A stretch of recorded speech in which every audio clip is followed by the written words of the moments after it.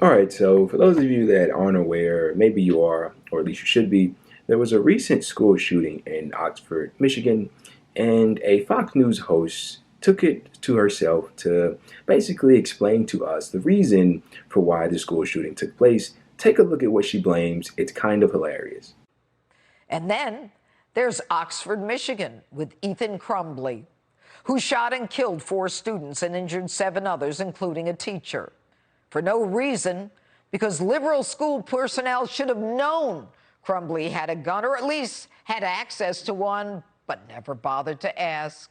The very reason they told his parents to come to class instead of suspending him immediately, and then they let him go right back into class.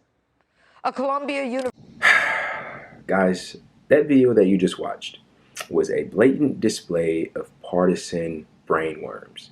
There it is. I mean, I can't find a starker example of what that statement means. To be an ideologue with no true intentions but to divide and polarize and fight for your side. And I mean, she's just a vapid shell of a person. She has no opinion. She can't really offer any real analysis. It's because she lacks the ability to think.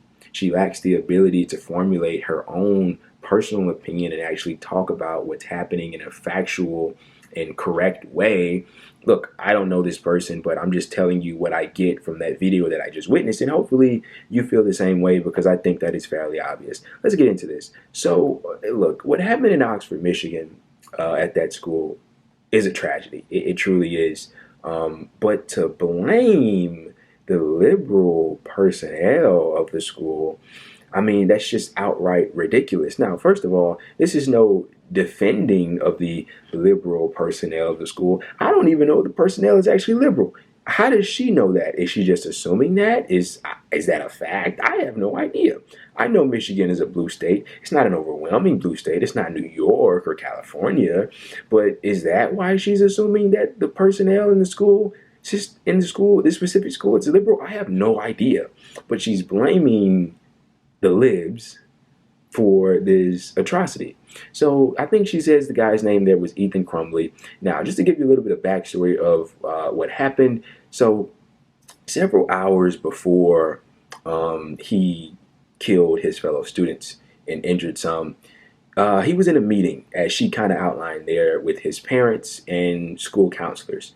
And this outlines basically what happened. So Crumbley, before he opened fire, he was sent back to class after a meeting between school counselors and his parents over a drawing a teacher found on his desk that included a bullet and the words "blood everywhere."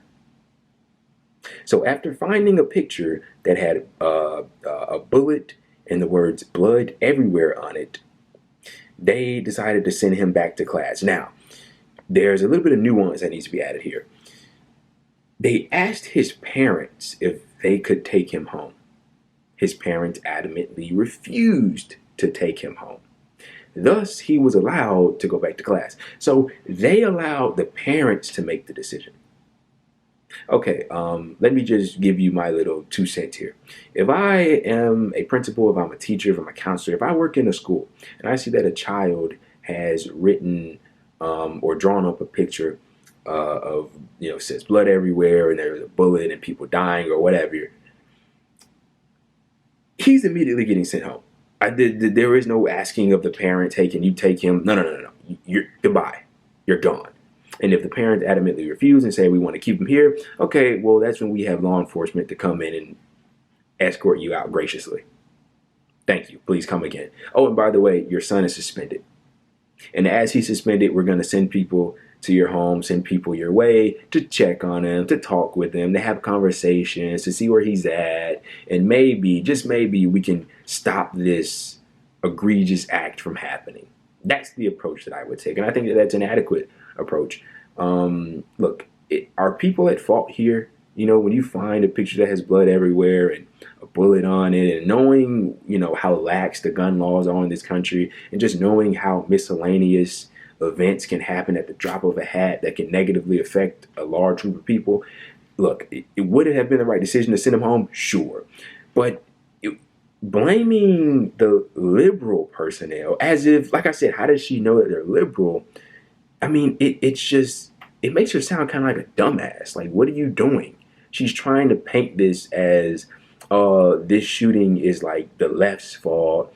This is the doing of the libs. You should blame the libs. No, let's actually think about adequate solutions about how these types of events could be avoided in the future. Yeah, is that a thought for you? I mean, I have no idea. Just think of things that could stop this from happening, like making sure students don't have guns, for instance. You know, monitoring how your students' behaviors are. You know, when you see a picture that has blood everywhere and bullets on it, I don't know, maybe send that kid home. I mean, different things can occur, but blaming the liberal personnel, I mean, I'm having a hard time grasping with the explanation that she's offering for why this shooting ultimately took place. But look, man, I don't expect anything different or anything smart to come out of the mouth of a Fox News contributor.